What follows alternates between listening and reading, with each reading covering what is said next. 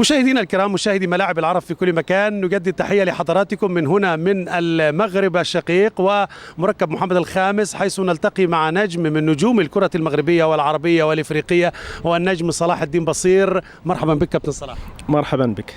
بداية نود أن نذكر السادة المشاهدين في كل مكان النجم المغربي الكبير الذي كان يلعب للرجاء واحترف في السعودية للنادي الهلال السعودي، أين هو الآن بعد أن اعتزل اللعب وكان ضمن الإطار الفني في العام قبل الماضي في بطولة العالم للأندية مع الرجاء؟ أين أنت الآن؟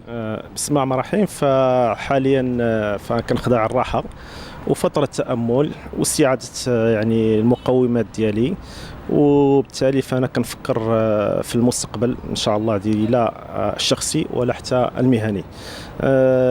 بدون يعني مقدمات، الكل كيعرف بانه اشتغلت في الفريق ديالي الام الرجاء البيضاوي لمده تقريبا 3 مواسم، وكنت على رأس الإدارة التقنية لفريق الرجاء البيضاوي، والحمد لله يعني السنة ونصف الأخيرة كللت بتوفيق الله سبحانه وتعالى ونجاح، حيث حققنا البطولة الوطنية وكذلك كأس العرش، ووصلنا لنهائي كأس العالم وكذلك النهائي ديال كأس العرب، والحمد لله يعني كانت فترة زاهرة ومزدهرة ومبروكة.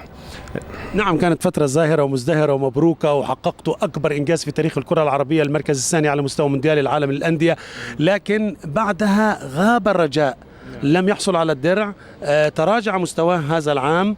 أسئلة كثيرة تحاط بعلامات استفهام: أين الرجاء المعروف؟ أين الرجاء الكبير؟ ثم ترتيب في الدوري صعب جدا، مرتبة متأخرة، ثم خروج من دوري أبطال إفريقيا، ثم البحث من جديد عن العودة بفوز البنزرتي. لما لم يفكروا أيضا في عودة بصير صلاح الدين؟ فبالنسبة للعودة ديالي فبطبيعة الحال فنرى الإشارة ديال الفريق ديالي، لأنه الفضل الكثير والفضل الكبير كيرجع للفريق ديالي، لأنه هو اللي كوني وفضل الله سبحانه وتعالى والفريق ديالي باش وصلت لهذه المرتبة اللي فيها الآن. فبطبيعة الحال فالنتائج السيئة أو المتقلبة اللي حصلنا عليها فهذا تحصيل حاصل، لأنه ربما احنا عندنا واحد المثال: اذا اسندت الامور الى غير اهلها فانتظر الساعه. فما شك في انه ملي كتلقى ناس ماشي تقنيين كيشرفوا على التسيير ديال الفريق اللي هو فريق عريق، فبطبيعه الحال الا كتكون نتائج كارثيه. بالاضافه الى انه كاين يعني مع العلم انه عندنا واحد طاقة كبيرة اللي كتساعد اللعابة والجمهور العظيم ديال فريق الرجاء البيضاوي، ومع الأسف أنه ما استطعناش أنه يعني نفرحوا ونكونوا قدر يعني عند المستوى ديال داك التشجيعات ديالو لأنه كيرفع من المعنويات ديال اللاعبين ديالنا. مع الأسف أنه ما استغليناش هاد النقطة الإضافية، ولكن كنظن بأنه إن شاء الله مستقبل ديال فريق الرجاء البيضاوي دائما في الدين ديال الأولاد ديالو، وبلا شك بأنه العودة ديال بنزرتي ربما ستضفي إضافة جديدة للفريق الرجاء البيضاوي، بحيث أنه اشتغل لمدة سنة مع الفريق وكنظن كيعرف أبناء الفريق، ولكن خصنا دائما نعتمدوا على أبناء الفريق والناس اللي مخلصين للفريق. يعني أنا لو سألتك دلوقتي حدد لي أسباب تراجع مستوى الرجاء 1 2 3، ثم حدد لي أسباب الحل والعودة للمنصات التتويج من جديد، برضو بمنطق 1 2 3. لا، أول شيء بأنه احنا الحمد لله درنا انتدابات في المستوى، يعني ما جبنا أفضل اللاعبين اللي كانوا في المغرب، واي فريق كان كيتمنى انه يجلب هاد اللاعبين، لكن جلب هاد اللاعبين رغم القيمه اللي غادي يعطيو الاضافيه للفريق ما كتكفيش، لانه خاصنا الجانب نخدموا لهم الجانب بسيكولوجي. علاش؟ لماذا؟ لان كتجيب فريق لاعب نجم في فريق يعني في يعني مثلا في وسط الترتيب كيكون نجم في الفريق ديالو، كيمي كتجيبوا انما فريقك انت لا الكبير لا امام جمهور كبير، فخص دائما تعطي دعم لهذاك اللاعب، لا مش يتراجع، عايز معامله خاصه، عايز معامله يعني نفسانيه وذهنيه، وانه تحاول انه تقربوا للجماهير الرجاويه، لانه كل مباراه كنشوف فيها 50 60 الف ديال المتفرجين، ماشي 1000، ولكن هذاك اللاعب انا امن بانه عنده امكانيات وقدرات وتقنيات هائله، ولكن ما قدرش يفجرها، لانه ربما دخل في مباراه او جوج وما كانش في المستوى المطلوب، والمدرب يعني دار ليه تغييرات، وبالتالي انه اطمره في كرسي الاحتياط، وهذا خطا. لازم ان اللاعب نبقى نعطيه مباراه 2 3 حتى 6 مباريات، يعني حتى يتكيف مع التعامل ديال الجمهور الكبير ديالنا، وبالتالي غادي يبدا يبدع كيف ما هو حاصل حاليا للعبد الكبير الوادي، لانه لاعب كبير، وبالتالي الان يبدا قد تعطاه الفرصه فبدا كيبين على الامكانيات والقدرات ديالو. كذلك القناوي يعني العديد من اللاعبين، وكنظن بانه شوف التسيير هو، انا كنقول دائما التسيير هو المشكل اللي عندنا حنا في الاداره ديال فريق الرجاء البيضاوي بكل صدق، لان الناس ما كتفهمش كره القدم. هل انت على خلاف مع اداره النادي؟ لا والله انا فريق ديالي والام ديالي وكنحبها كثير، ولكن يعني للامانه وللصدق باش نوصلوا رساله، لان هادشي ماشي غريب على الجمهور الرجاوي، لان هادشي معروف فهمتيني. والدليل هو انه الجماهير الرجاوي الان كطالب بتغييرات كثيره في الاداره، لان خاص تعطي اللي كيلعب الكره واللي كيفهم الكره هو اللي غادي تعطيه، لان ماشي غير لعبت الكره، انا لعبت الكره ولكن كنعرف نتعامل مع اللاعبين، مع حريف، مع لاعب، العكس ديال الواحد. يعني ربما واحد يجي يبغي يسوي صداقه مع لاعب، يعني سواء نقولوا احنا مثلا ممكن تلعب لي كويس اعطيك مثلا فلوس درهم او 10,000 درهم، تعرف هذه ما تاكل عندنا في المغرب. نعم. خاصنا نتكلموا بواقعيه، خاصني نتعامل مع لاعب لان دزت في هذه الفتره.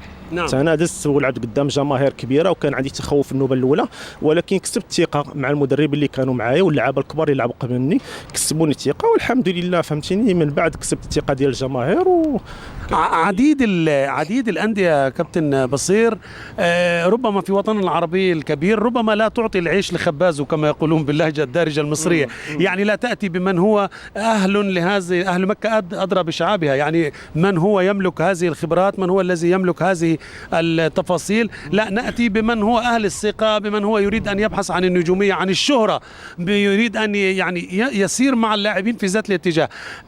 ليست قاصرة على المغرب. الحل من وجهة نظرك إيه؟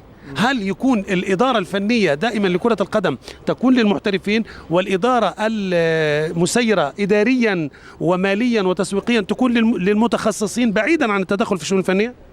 بطبيعة الحال فالكل كيعرف بأنه مع الأسف في الدوريات العربية وحتى حتى في المغرب، لأنه قلتي واحد نقطة مهمة، ما كتعطاش المسؤوليه الناس اللي يلعبوا اللي يمارسوا المهنه. نعم. والدليل حنا عندنا في المغرب معروف، لانه دائما ذاك المسير عنده واحد العقده من ذاك اللاعب خاصه الدوري، لانه دائما اللاعب الدولي كيخطف وكيسرق الاضواء من المسير. نعم. والمسير بالتالي فكيحس بانه رغم انه فهمتي مسير ولكن ما عندوش شعبيه، ولكن خصو يدير في باله بانه نجاح هذا المسير في نجاح يعني هذا التقني، هذا اللاعب يعني هو نفسه النجاح ديال المسير ديالو. نعم. وبالتالي فهو ماشي كيكمل شيء، ولكن مع الاسف عندنا هاد العقليه، هاد العقده، دائما اللاعب دائما خصنا نبعدوه. علاش؟ نقصيو باش يكون عندهم هما كنقولوا الملعب فاضي باش يسوي اللي هو عايز فهمتيني. والحمد لله كنظن بان الجمهور المغربي فهمتيني عرف الرجاوي عارف ولذلك الانسان واخا كيطول قد ما طول في واحد المنصب فهمتيني، دائما ملي كيخرج بحال ما يخرج من باب الضيق، لانه لا يدوم الا المعقول كنقولوا حنايا. نعم. كابتن، لديك العديد من النجوم المغاربة الذين يحترفون في أوروبا، ولكنهم على مستوى المنتخبات لم يحققوا الإضافة أو الطفرة المطلوبة للكرة المغربية. بماذا ترى الزيادة العددية للمحترفين؟ هل هي لصالح الكرة المغربية مع بادو الزاكي في مشواره البحث عن اللقب الإفريقي ثم الترشح للمونديال، أم أن الكثافة الاحترافية الخارجية تأتي على حساب اللاعب المحلي المتميز هنا في الدوري المغربي؟ فبلا شك فاللاعبين اللي كيمارسوا في البطولات الأوروبية فهم أبناء المغرب، والمغرب دائما محتاج القدرات ديالهم وباش يعطيونا اضافه بطبيعه الحال. ولكن اللاعب اللي يعني يقدر يعطي اضافه ويحس بانه راه كيدافع على واحد 35 مليون، ما يحسسناش بانه بحال يعني حيت حنا العرب ماشي حنا هما الغربيين، لان الغربيين ربما تطيح حتى للدرجه الثانيه ويصفق عليك الجمهور. بس هنا في المغرب يعني نعيشوا اللقب، خص اللقب، وخاصك يعني تكون على الاقل في المستوى، لان 35 مليون كتفرج فيك على الاقل حنا كنقولوا خصك تخرج وراضي عليك الجمهور، ماشي خرج ربحتي ولا ما ربحتيش يعني عندك زايد او ناقص. لا، في المغرب بغيك على الاقل دير تقدم واحد المجهود جبار يشكروك عليه واخا تنهزم. العكس مي اللاعب ود البلد كيف كنقولوا حنا بالدرجه ديالنا، هذا بطبيعه الحال لانه عاش منذ الصغر ديالو، عاش يعني الضغوطات ديال الجماهير في الملعب، خارج الملعب، في الاسره، في المقاهي. يعني على سبيل المثال واحد يعني كيمارس البطوله المغربيه، لعب شارك مع المنتخب المغربي وقدم مباراه سيئه فنقدر نقول لك ما يقدرش يخرج من البيت ديالو نعم. عشان ما يسمع الكلام. زي عزمي خليل زمان ما رجعش من امريكا. لا عزمي حارس كبير جدا. نعم. هو اختار انه يسافر، فهمتيني، وكان ظلم محيف من جهته. نعم. لان الكل كيشهد من بعد بدو الزكي كنظن كاين عزمي خليل. نعم. فهمتيني. مع الاسف يعني بصفه عامه فما كنعطيوش الكلمه الابن المهنه. نعم. الدوري المغربي كيف تصنفه بين الدوريات العربية الآن؟ هل في المقدمة، في المنتصف، من حيث الشعبية الجماهيرية، المنافسة بين الفرق، الرجاء، الوداد فقط دائما يدور، الجيش الملكي متراجع نسبيا، الدفاع الحسني الجديد تمكن من الحق خسارتين ذهابا وإيابا بالرجاء المغربي. كيف تضع بين الدوري السعودي الإماراتي المصري؟ لا بالنسبة لي أنا فحاليا في هذه السنوات فالدوري المغربي يعني من أفضل الدوريات خاصة جماهيريا، لانه لشتي جميع المباريات كتلقى الملاعب مملوءه على اخرها، هناك تشجيعات وشعارات راقيه كتحمس اللاعبين.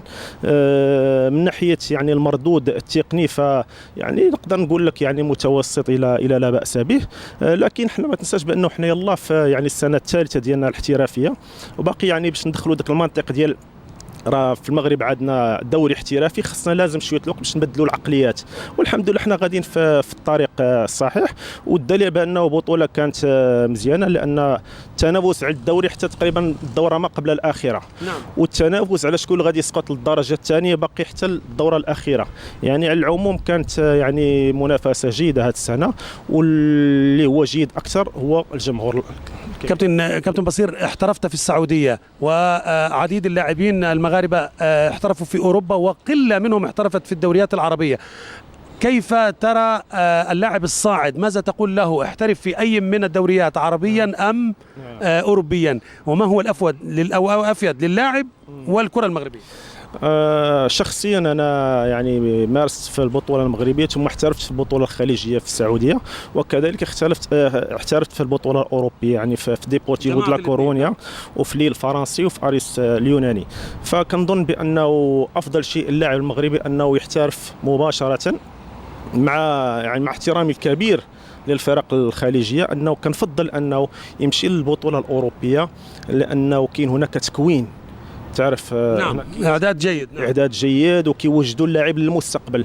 فالعكس يعني البطوله الخليجيه خاصه في الفتره اللي كنت فيها انا فكانت كتعتمد على اللاعب الجاهز اللي خصو يعطي اضافه للفريق، وهذا راه كنظن في حد ذاته خطا، لانه لازم انك تعتمد على القاعده ديالك، وهذا هو اللي واقعين فيه حتى في المغرب. نعم. فانا الفرق الكبرى مثلا الرجاء ولا الوداد ولا الجيش فدائما كتعتمد على اللاعب الجاهز. لماذا؟ لان ملي كتسوي عقده مع المدرب خاصك تحط شنو هي الطموحات ديالك وشنو هي الاهداف ديالك. فبطبيعه الحال الرجاء او الوداد فالطموحات والاهداف هي البطوله او عصبه الابطال، وبالتالي فالمدرب كيولي عليه ضغوطات بانه خصو يرضي يوصل ديك الاهداف ديالو، وبالتالي ما يمكنش يعتمد على لاعبين شباب، لانه كي كان طموحات عصبه الابطال خصني نعتمد على اللاعب الجاهز اللي عنده يعني الخبره واللي عنده الثقه واللي ما كيأثرش فيه الضغوطات.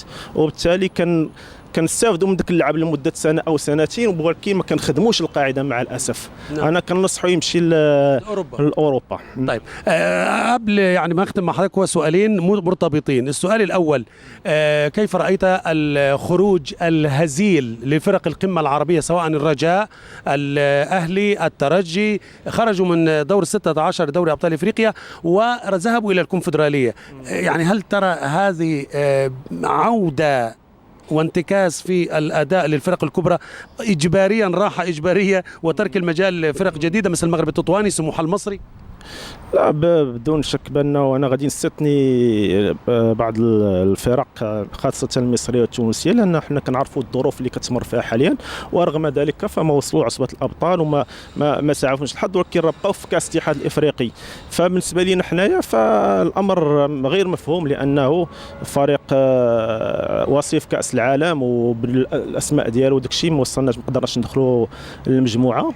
الان حنا حاطين الخطوه الاولى ديالنا في كاس الاتحاد الافريقي، نتمنوا انه مثل هذه الاخطاء او هذه الانتكاسات او هذا الفارق اللي وقع علينا خاصه فريق الرجاء البيضاوي انه نداركوه ونقيموا ونعرفوا الاخطاء ديالنا باش ان شاء الله في المستقبل ما نطيحوش في نفس المشكله. ختاما كابتن، لماذا لا يفوز اللاعب العربي بالكاس افضل لاعب افريقي؟ لماذا نغيب تحت داعي الاحتراف؟ طب لدينا محترفون كثر من المغرب، الجزائر، تونس في اوروبا، لماذا يغيبوا عن التتويج؟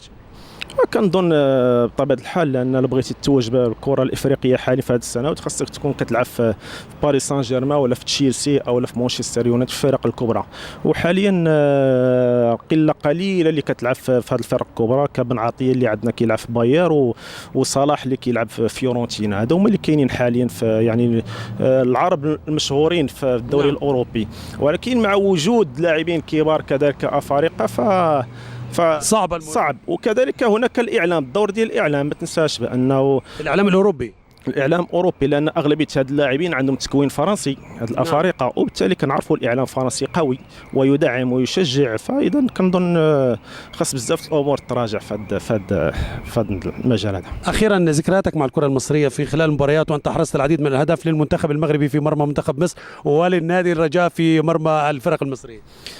بلا شك، فانا الحمد لله كنتشرف بانه فخور يعني المباريات اللي لعبت ضد المنتخب المصري. اول شيء لانه لعبت ضد فريق قوي وكبير كيضم نجوم كبار اللي عنده باع كبير في التاريخ العربي، واستطعنا في بعض المباريات انه نفوز ونسجل، فشيء جميل كيبقى في الذاكره ديالنا. لكن كيبقى دائما المنتخب المصري رائد الكره العربيه، والدليل هو انه الفوز ديالو بسبعه كؤوس افريقيا ما هو الا دليل على نجاعه هذا المنتخب والاداره اللي كتصار عليه. أشكرك شكرا جزيلا كابتن بصير صلاح الدين. مشاهدينا الكرام، كما تابعتم هذا اللقاء السريع مع الكابتن بصير صلاح الدين نجم الكرة المغربية والعربية والإفريقية، دمتم في أمان الله، إلى اللقاء.